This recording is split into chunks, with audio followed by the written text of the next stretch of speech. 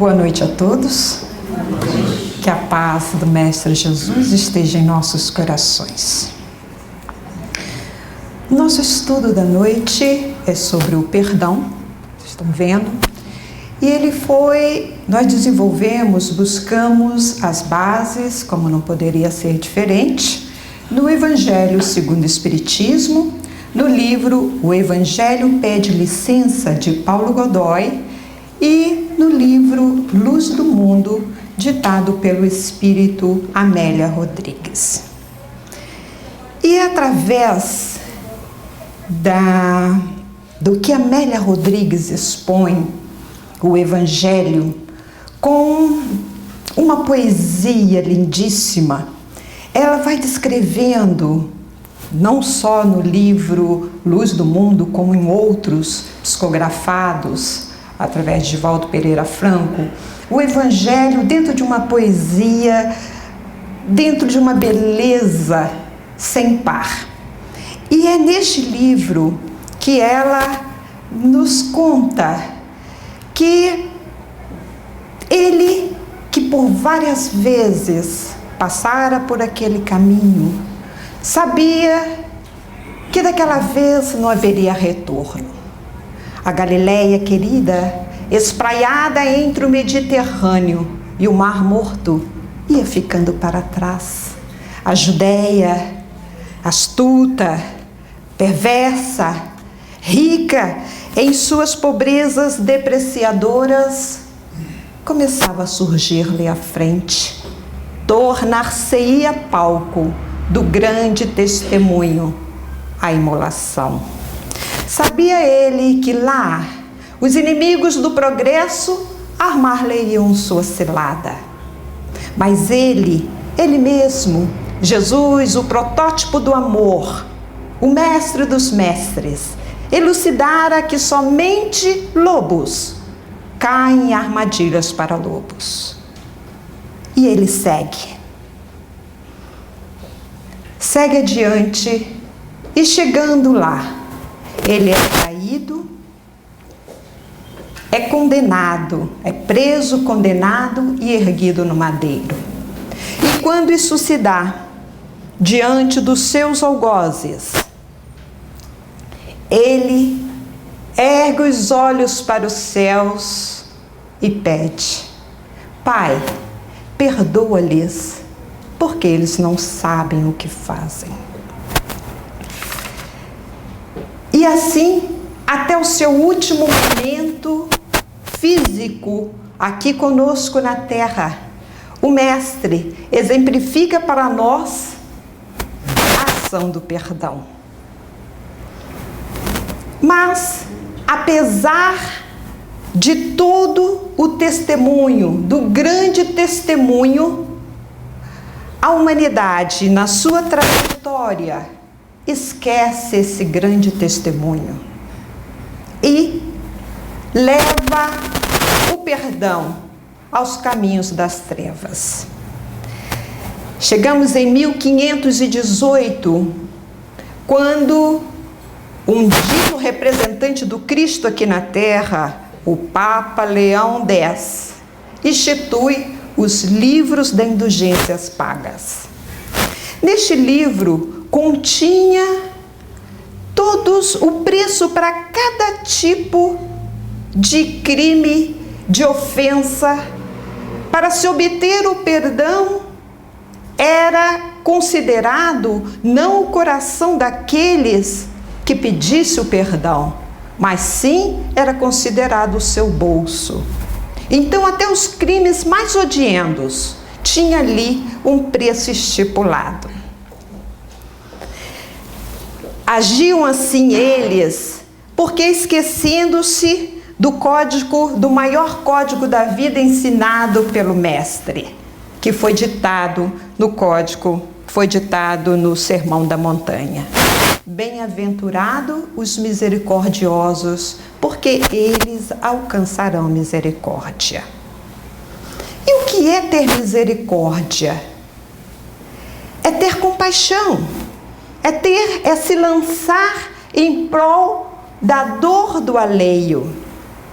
É buscar Alívio é entregar misericórdia, é socorrer, é atender ao próximo. E isso Jesus nos exemplifica muito bem quando ele nos fala da parábola do bom samaritano, que todo mundo conhece, da qual ele conta que um homem que descia de Jerusalém para Jericó, fora assaltado e fora deixado à beira do caminho, todo estrupulado, e que passava pelo mesmo caminho, que descia pelo mesmo caminho um sacerdote, que apesar de lamentar, de se condoer, ali deixou o viajante e seguiu adiante. Passa o levita, que também era tido como um religioso, da tribo de Levi, também vê o homem caído, deixa-o de lado e passa. Mas vem o samaritano, da qual os judeus não os consideravam em nada, até talvez como herege, e que vê o homem caído e o socorre. Nesta passagem que está em Lucas 10, Jesus pergunta para o doutor da lei que o havia concitado, o havia questionado sobre o que era o seu próximo. E ele diz: quem você acha que usou de misericórdia para com este? Então Jesus, nessa parábola principalmente, estava nos mostrando o que é ser misericordioso. Isso independe da religião, da religiosidade que tenhamos. Depende da condição que temos, seja de pobre, rico. Ser misericordioso é lançarmos-nos em prol daqueles que necessitam. Bem, mas a trajetória equivocada do perdão não para nas indulgências pagas. Bem mais adiante, vamos encontrar a criação dos confessionários. Quando se coloca que para se conseguir o perdão divino, aí já na busca do divino, do perdão divino, precisávamos apresentar oferendas, precisamos pagar uma penitência para conseguir o perdão divino. Quando nisso recordamos Mateus capítulo 5, versículo 23 e 24, que Jesus recomenda: quando fizeres tua oferenda diante do altar e te lembrares que teu irmão tem algo contra ti, deixa lá a tua oferta diante do altar e vai primeiro reconciliar-te com teu irmão, só então vem fazer a tua oferenda, a sua oferta. Isso nos mostra que para Deus, conforme Jesus nos ensina, a melhor oferta, o melhor agrado é aquele que parte de um coração totalmente desanuviado do ódio, da raiva, do rancor. Interessante que nós falamos em perdão e no Pai Nosso que nos foi ensinado, nós muitas vezes abrimos a boca, enchemos o peito e dizemos: perdoa as nossas ofensas, assim como nós perdoamos quem nos tenha ofendido. Olha, quando paramos para pensar dessa forma, a gente diz: ainda bem que Ele reconhece a nossa pequenez e sabe que a gente fala muita besteira. Porque se Ele fosse realmente agir assim para conosco, nós estamos perdidos. Porque nós pedimos para que Ele nos perdoe assim como nós perdoamos aqueles que nos ofendem. Fica difícil. Fica muito difícil. Mas a doutrina de Jesus por ser uma doutrina de amor, toda lavrada dentro do perdão, é que nos mostra que nós, como estagiários da luz, caminhando em busca de uma perfeição, trazemos conosco, por essas vidas afora, por este caminho, trazemos conosco ainda as marcas muito fortes das mágoas que nós causamos, como também das marcas que nos causaram. E que não há ninguém que passe pela vida que não tenha necessidade de perdoar ou de ser perdoado. Todos nós temos compromissos, e compromissos grandes, um com os outros. Não caminhamos no nosso caminho, não entra aqueles da quem não precisamos nos reconciliar de uma forma ou de outra. E para esse exercício, para o exercício do perdão, para o exercício da reconciliação, o exercício maior, encontramos sempre bem próximo de nós, na família, no trabalho, no centro espírita, encontramos este próximo da qual nós precisamos nos reconciliar, que são os nossos credores do passado, ou somos nós os credores deles, e que geralmente são pessoas com as quais nós temos grandes dificuldade de nos relacionar, e que muitas vezes nós o afastamos. Eu não me dou bem, eu quero longe, quando na realidade este não é o exercício, este não é o objetivo, porque se nada ocorre por um acaso, como nós sabemos, que ninguém cruza o nosso caminho por um acaso. E se justamente temos próximo a nós aquele que a gente torce o nariz, é porque dele nós precisamos como ferramenta para aprendermos. E são eles que nos convidam a exercitar a ação do perdão. E o perdão não só na questão de eu perdoo ou me perdoe, não. Mas o perdão nas suas várias ramagens. O perdão exercido através, como nós já falamos, da misericórdia, da indulgência, da paciência, da compreensão. Vejamos dentro do lar. Será que a gente consegue viver em família sem essas ferramentas? Paciência, compreensão, indulgência. São ferramentas que nós precisamos todos os dias colocá-las em prática, todo momento. Porque nós precisamos buscar esse reajuste. É que encontramos em Mateus uma colocação que Jesus nos diz: entre em acordo sem demora com o seu adversário, enquanto estais a caminho com ele. E como? Estamos caminhando sim. Sabe aquela pessoa, aquele momento que você vê a pessoa pela primeira vez e fala, nunca me fez nada, mas não desceu, entalou.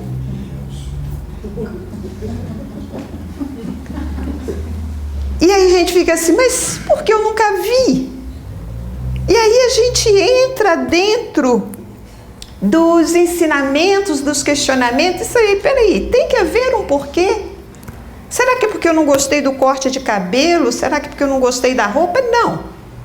A pessoa pode se vestir de ouro, pode se vestir de qualquer forma, mas a pessoa não desce.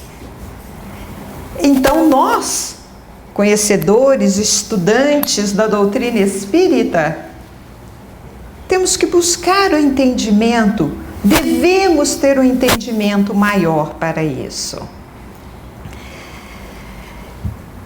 Pai sempre nos coloca a caminhar com quem necessitamos resgatar o amor. Mas muitas das vezes nós negligenciamos essas oportunidades, que são verdadeiras oportunidades. São graças, como a nossa amiga Abigail colocou aqui, que nós devemos dar graça em tudo. Até nas dificuldades, nós devemos dar graça. Até no parente difícil, no colega de trabalho, no chefe, até nisso nós devemos dar graça. Por quê? Porque é a ferramenta que nos é dada para que nós possamos trabalhar isso. Trabalhar em nós, não é trabalhar o outro, porque a gente quer modificar o outro. Nós queremos que o outro seja moldado a nós. Mas não é também que nós tenhamos que sair nos moldando a todos. Não. Chama uma questão de compreender, entender, respeitar e aceitar o outro como ele é, sem julgar. Muitas vezes nós negligenciamos isso. E aí, o Pai usa de extrema misericórdia. Interessante comentar com vocês um fato, um aprendizado, para ser mais claro, em que eu obtive, acho que uns 20 e poucos anos atrás, quase uns 30 anos atrás. Eu fazia parte de um grupo espírita no Brasil e nós desenvolvíamos a parte do Égide. E era um grupo pequeno e nesse dia um senhor desconhecido nosso pediu se podia participar da reunião. Então ele veio, participou, se apresentou, participou da reunião. No final da reunião, ele veio até mim e falou: olha, eu estou aqui passeando na cidade e vim à casa de minha filha, sou espírita, sou militar e pertenço ao grupo de militares espírita do Nordeste, falou lá o nome da cidade, mas eu queria conversar com a senhora uma coisa. O senhor ali, ele já me desenquedou, né? Mas eu relevei o caso, né? A questão da piedade. E ele chegou e tirou um recorte de revista do bolso e me apresentou e falou: a senhora poderia me explicar, à luz da doutrina espírita, o que é isso? O que seria isso? O porquê disso? E quando eu vi, era um recorte, era a foto de umas tipófagas. Não sei se, deixa eu esclarecer o que seria as tipófagas, que era uma jovem, um corpo, né, com duas cabeças. Só que esse era da cintura para cima, duas personagens. Então, ele me perguntou, na realidade, como eu não esperava, eu fiquei meio chocada. A gente fica assim, e agora? O que disso? Eu digo, bem, eu acredito que isso seja realmente, não vou dizer penalidade, porque Deus não penaliza ninguém, mas realmente é uma coisa a ser buscada, a entender. E Deus, como não faz nada por um acaso, nada acontece, evidente que tem a sua resposta, sua consequência a isso. Conversamos mais um pouco a respeito do assunto, mas aquilo me ficou assim, muito vivo dentro de mim, aquela coisa. E nesse dia eu não tinha ido de carro para o centro, eu fui a pé. E eu fui à noite caminhando e a cabeça pensando, meu Deus, mas que coisa, né? Que aberração. Isso para mim, e dentro de mim, eu não tinha comentado que era uma aberração, eu falei, mas isso, que aberração, isso, tá. No meio do caminho, um espírito amigo, que nos acompanhava por muitos anos, chega, que chama-se Irmão José, e me diz: o que tu chamas de aberração é a extrema misericórdia de Deus para com esses espíritos. Porque séculos e séculos esses espíritos vieram como pai, como mãe, como filho, como irmãos e continuaram se odiando. Continuaram se aniquilando, matando-se. E hoje, a extrema misericórdia de Deus permite que os dois venham num só corpo. Porque agora, se um ferir ao outro, estará ferindo a si próprio. Se um aniquilar o outro, estará aniquilando a si próprio. Eis a misericórdia divina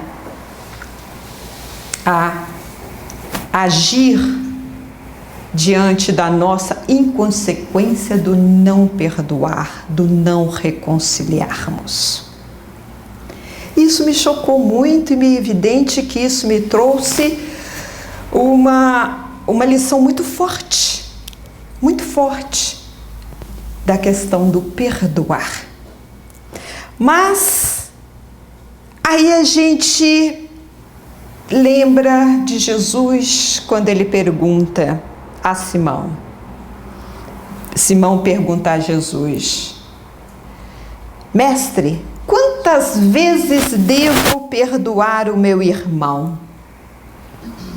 70 vezes? E Jesus, na sua mansuetude, lhe diz: não apenas 7 vezes, Simão, mas 70 vezes 7. Bem, e isso nos incorre a uma passagem que creio que todo mundo conheça, de Chico Xavier, que uma senhora chega para Chico Xavier, muito chorosa, e pergunta: Chico, quantas vezes mesmo Jesus disse que deveria perdoar? E Chico automaticamente diz: não, Jesus disse 7 vezes 7. E ela faz as contas. 7 vezes 7, 70 vezes 7, 490. 490 eu sou casada há 20 anos. 20 anos, fazendo a conta, vai dar aproximadamente uns 10 mil. Perdão, eu já dei. Então está na hora de dar-lhe um chute e dizer: vai passear, que eu já perdoei o que Jesus queria. Mas Chico fica todo incomodado com aquilo e diz: e agora? Emmanuel vem a socorro de Chico e lhe diz: Chico, diga a nossa irmã que Jesus disse: perdoai 70 vezes 7. Porém, cada erro. Então, vemos nós que nós temos muitas vezes conosco o perdão condicional. Eu perdoo, olha, eu perdoo dessa vez, mas some da minha frente. Eu perdoo, mas Deus, que é justo, vai cobrar. Nós buscamos condições para o perdão e não perdoamos incondicionalmente, conforme nos foi ensinado. Nós que conhecemos a doutrina espírita, nós que somos candidatos a estudantes do Evangelho, não vou dizer nem estudante porque estamos um pouco longe de assimilarmos na sua integridade o Evangelho. Mas, como estudante que somos da doutrina espírita, principalmente do Evangelho à luz da doutrina espírita, porque a doutrina espírita, essa luz, este farol que ilumina, que nos esclarece, que vem nos trazer o Evangelho, os ensinamentos de Jesus sem nenhuma peia, sem véu, que nos diz da onde viemos, o que estamos fazendo, para onde vamos. A doutrina espírita que nos consola, que nos faz entender o significado da vida, os problemas, nós que conhecemos a doutrina espírita, temos que, por obrigação, pelo pouco que já conhecemos, de entender, pelo menos entender, qual é o mecanismo do perdão. O interessante é que nós, espíritas, eu não sei se já ouviram falar, mas há três momentos na vida do espírita. Vocês já ouviram isso? Não? Então eu vou contar agora, que é interessante. Existe o primeiro momento. É aquele momento que a gente entra para a doutrina espírita. E o que a gente faz? A gente fica encantado. A gente sai comendo tudo quanto é livro. A gente lê tudo quanto é livro, a gente comenta, a gente fica empolgado, a gente compra livro por metro para botar na estante.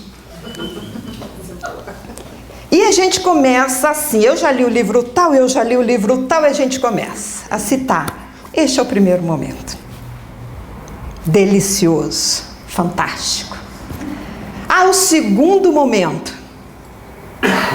é o momento que a doutrina espírita entra em nós.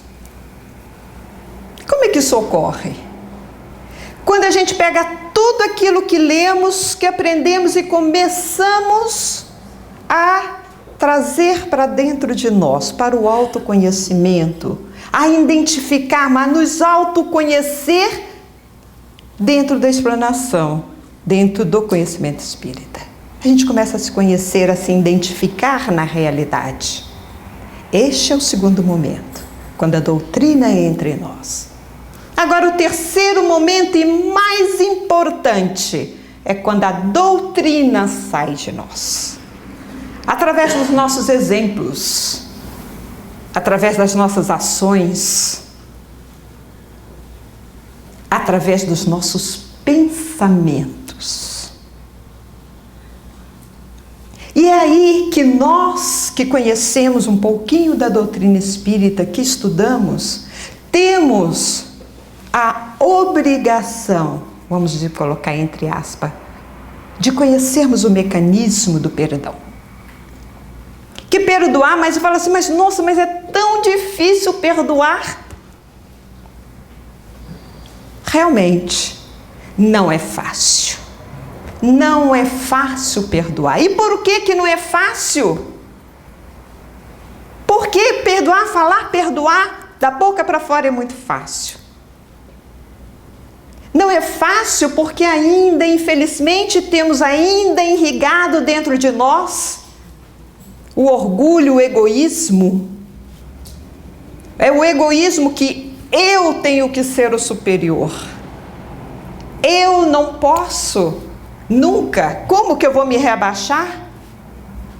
Como é que eu vou ceder? Fez gato e sapato de mim e agora eu ainda vou perdoar? O egoísmo, o orgulho não nos deixa conceder. Por isso que é difícil. Aí outro fala, não, perdão, para ser perdão verdadeiro tem que esquecer. Esquece. Ninguém é alienado. Ninguém é alienado, nós continuamos, ninguém está sofrendo de amnésia para poder esquecer o fato. Não se esquece, mas se entende o outro, se entende porque nós somos falhos. E como somos? Por que o outro não pode ser? Quantas vezes pisamos na bola como outros e gostamos e queremos, necessitamos do perdão? E por que não fazemos? Esquecer, não. Lembro de uma colocação do expositor espírita, que amo de paixão, Raul Teixeira, quando ele fala sobre essa questão do esquecimento. Ele dá um exemplo muito bom para isso. Quando ele fala que a questão do perdão, do esquecer, é tal qual quando uma criança Desvairada dentro de casa, quebra um vaso que a mãe adora, pagou caríssimo. E a mãe fica enfurecida, vai lá dar uns tapas no menino, lá no Brasil, né? Não aqui. Dá uns tapas no menino para corrigir. E o menino chora, o menino tem raiva da mãe porque a mãe bateu, aquela coisa, né? Entre mãe e filho. E os anos passam. Os anos passam, o menino cresce. Um dia, a mãe fala com ele: você lembra, meu filho, quando você quebrou aquele meu vaso? Ah, mãe, olha, tá aí. Acaba a situação sendo até muitas vezes motivo de graça. Ou seja, ocorreu o momento continua sendo lembrado e a raiva não existe. Então, Raul Teixeira nos dá esse exemplo e eu achei muito próprio. Então, esquecer das coisas que alguém nos fez, não esquecemos. Não temos amnésia, graças a Deus. Mas a gente entende, a gente perdoa, a gente entende a situação do outro que o fez, talvez dentro de um momento de desequilíbrio, aquilo para conosco. E agora ficar carregando, a mágoa é a mesma coisa que carregarmos lixo. Imagina a gente pegar um saco de lixo lá de casa, botar dentro daqui e sair carregando aquilo pro resto da vida. É a mesma coisa da mágoa. A mesma coisa. Muitas vezes a gente diz assim, não, então para compensar isso, que tal você ir lá dar um abraço para quebrar essa barreira, fazer alguma coisa de boa para a pessoa, e outra diz, você é bobo, você está doido? Eu fazer alguma coisa de boa, eu posso não fazer nada, mas de bom eu não faço. E aí lembramos novamente uma questão de Chico Xavier, uma passagem. Chico tem passagens que nos ajudam, né, que exemplificam para nós e nos ensinam muito. Tem uma passagem que Chico tinha uma cachorrinha, que Chico tinha um amor muito grande pelos animais, principalmente por cachorros, né? E ele tinha uma cachorra, um cachorrinho que ele gostava muito, mas ela estava muito doente. E ele trabalhava muito e chegava em casa correndo para alimentar a cachorra, para dar remédio. E a irmã dele viu que ele estava aqui naquela agonia, aquela aflição, aquele trabalho todo, e a cachorrinha sofrendo muito. E a irmã, achando que estava fazendo uma vantagem para a cachorra e para o Chico, manda botar o cachorro para dormir. E Chico chega em casa e soube que a cachorra morreu. Ele ficou, mas o que é isso? Ele ficou muito sentido com aquilo e continuou com aquilo. Nossa, mas por quê? E ficou com aquela mágoa. E isso foi passando 2 semanas, até que Emmanuel chega para ele e fala, Chico, isso que está no seu coração, esta névoa que a gente vê no seu coração, desta mágoa, está prejudicando a nossa relação para com você. Os espíritos, nós estamos tendo dificuldade para chegarmos até você e fazermos o trabalho que precisamos fazer. E ele fala, mas eu não sei, como é que eu vou me desfazer disso? Eu senti muito, eu estou muito magoado. Ele falou, bem, eu vou te dar uma receita. Aí ele fala, que receita? Você vai descobrir o que a sua irmã mais gosta, o que ela mais gostaria de ganhar e vai dar a ela. Ele falou, mas que receita é essa? Você está me dando essa receita? Ele falou, não, essa receita não é minha, é de Jesus. Vá, Chico. E Chico descobre que a irmã queria uma máquina de costura. Que queria muito uma máquina de costura. E Chico vai, com muito sacrifício, comprando a prestação a perder de vista, compra a máquina. E leva para a irmã. Quando ela recebe a máquina, ela ficou tão contente, ela ficou tão alegre, que ela se irradiou. E a alegria dela, do abraço que ela deu ao Chico, fez quebrar aquela nuvem negra que estava no coração de Chico. E Emmanuel aparece a ele e diz: tá vendo, Chico? Como a energia do bem desmancha as nuvens das mágoas. Então muitas vezes somos nós, muitas vezes um simples abraço, quem sabe isso vai quebrar, a gente fazer isso de coração, de vontade. Mas perdoar não é fácil, não é. Mas devemos exercitá-los, devemos buscar o exercício. Somos ainda caminhantes, somos ainda crianças espirituais dentro disso, dentro deste tema, dentro destas situações. Mas graças a Deus, nós conhecemos Jesus. Graças a Deus, nós conhecemos a doutrina dos Espíritos, que exemplifica, que nos mostra como fazê-lo. Não vamos sair amanhã já quebrando todos os aguilhões, quem déramos nós. Mas podemos começar no pouco a pouco, dentro de casa, aprendermos a exercitar o perdão, da compreensão, da paciência. Porque muitas vezes somos pacientes aqui e esquecemos de ser em casa. Só para terminar uma coisinha que agora me vem, não está no esquema. Mas me trazem aqui. Me diz o seguinte: certa vez, neste mesmo centro da qual nós participávamos, nós tínhamos o sopão no sábado, da qual nós atendíamos as famílias carentes, dávamos a cesta, tínhamos a evangelização das crianças, a evangelização das mãezinhas e tínhamos o sopão. E o sopão a gente preparava assim para, tipo, 100 e poucas pessoas. E nós fazíamos parte disso.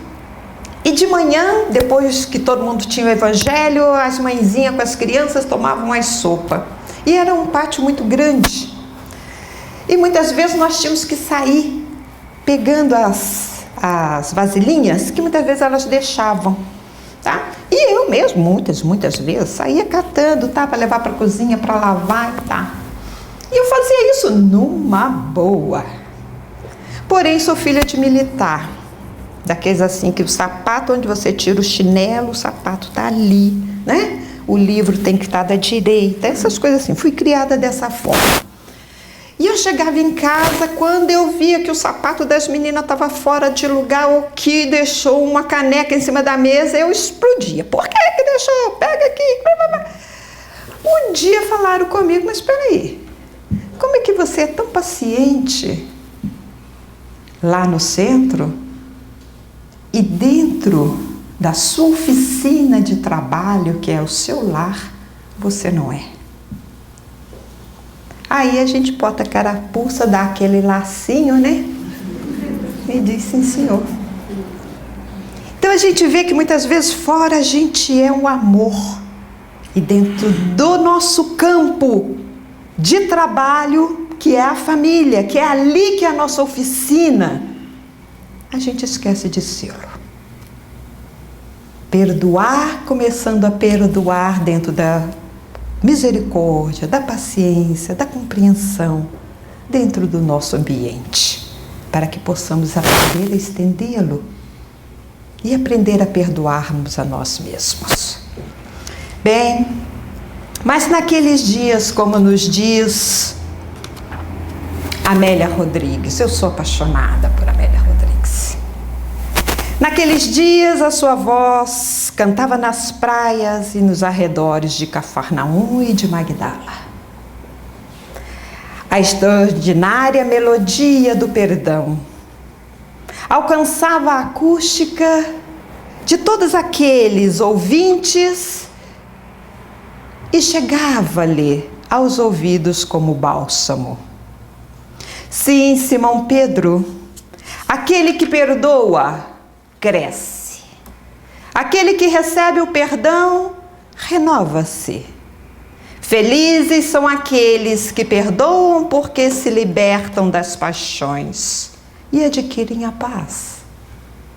E quando eu for erguido, Simão, atrairei todos a mim, perdoando-os até o fim.